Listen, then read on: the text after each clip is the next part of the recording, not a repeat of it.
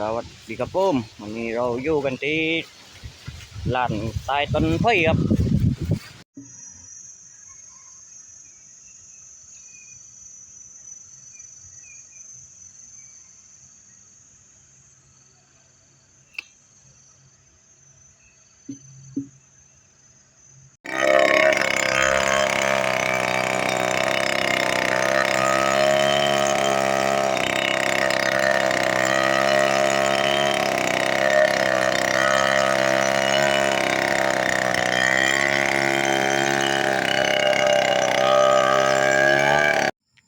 สามลุยครับตามนโยบายของกลุ่มพลังสุราษฎร์ครับ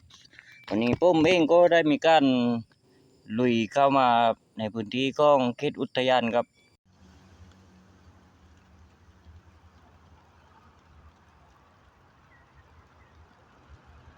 นี่คือ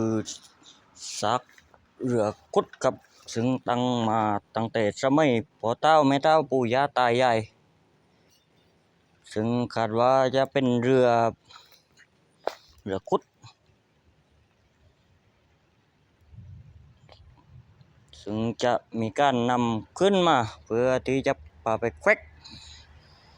นำไปแปรรูปทำเรือต่อไปครับ